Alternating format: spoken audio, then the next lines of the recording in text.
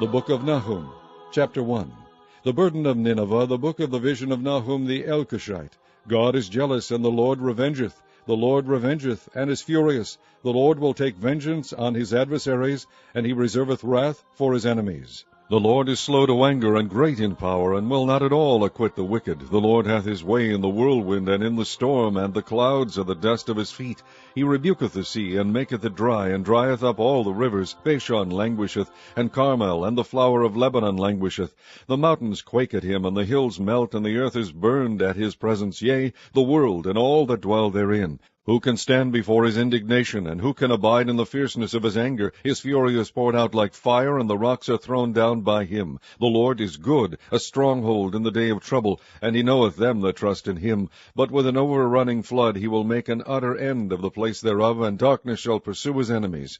What do ye imagine against the Lord? He will make an utter end. Affliction shall not rise up the second time. For while they be folden together as thorns, and while they are drunken as drunkards, they shall be devoured as stubble fully dry. There is one come out of thee that imagineth evil against the Lord, a wicked counselor. Thus saith the Lord, though they be quiet, and likewise many, yet thus shall they be cut down, when he shall pass through. Though I have afflicted thee, I will afflict thee no more. For now will I break his yoke from off thee, and will burst thy bonds in sunder. And the Lord hath given a commandment concerning thee, that no more of thy name be sown. Out of the house of thy gods will I cut off the graven image, and the molten image. I will make the grave, for thou art vile. Behold, upon the mountains the feet of him that bringeth good tidings, that publisheth peace. O Judah, keep thy solemn feast, perform thy vows, for the wicked shall no more pass through thee, he is utterly cut off. Chapter 2. He that dasheth in pieces is come up before thy face. Keep the munition, watch the way, make thy loins strong, fortify thy power mightily. For the Lord hath turned away the excellency of Jacob as the excellency of Israel, for the emptiers have emptied them out, and marred their vine branches. The shield of his mighty men is made red, the valiant men are in scarlet. The chariot shall be with flaming torches in the day of his preparation, and the fir tree shall be terribly shaken. The chariot shall rage in the streets, they shall justle one against another in the broad ways. They shall seem like torches, they shall run like the lightnings.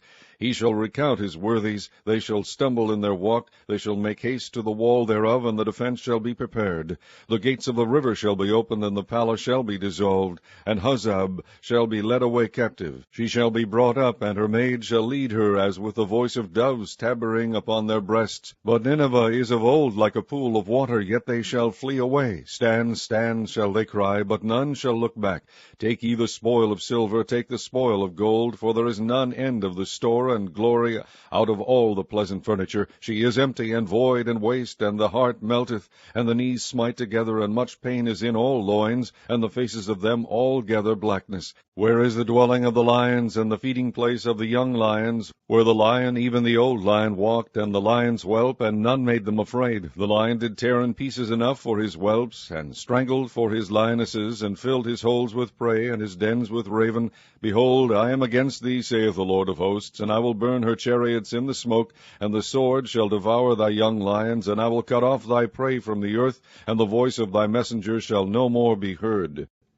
Chapter 3. Woe to the bloody city! It is all full of lies and robbery. The prey departeth not. The noise of a whip, and the noise of the rattling of the wheels, and of the prancing horses, and of the jumping chariots. The horseman lifteth up both the bright sword and the glittering spear, and there is a multitude of slain, and a great number of carcasses, and there is none end of their corpses. They stumble upon their corpses, because of the multitude of the whoredoms of the well-favored harlot, the mistress of witchcrafts, that selleth nations through her whoredoms, and families through her witchcrafts. Behold, I am against thee, saith the Lord of hosts, and I will discover thy skirts upon thy face, and I will shew the nations thy nakedness, and the kingdoms thy shame. And I will cast abominable filth upon thee, and make thee vile, and will set thee as a gazing stock. And it shall come to pass, that all they that look upon thee shall flee from thee, and say, Nineveh is laid waste. Who will bemoan her? When shall I seek comforters for thee? Art thou better than Populus? No, that was situate among the rivers, that had the waters round about it, whose rampart was the sea, and her wall was from the sea.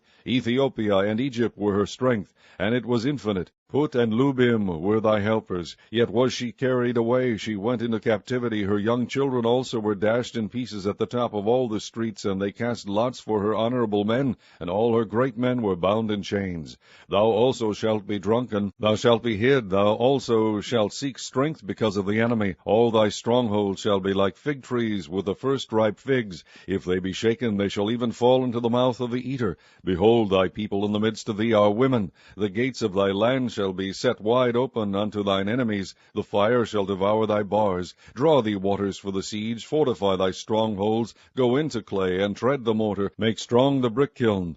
There shall the fire devour thee, the sword shall cut thee off, it shall eat thee up like the cankerworm. Make thyself many as the cankerworm, make thyself many as the locusts. Thou hast multiplied thy merchants above the stars of heaven. The cankerworm spoileth and flieth away.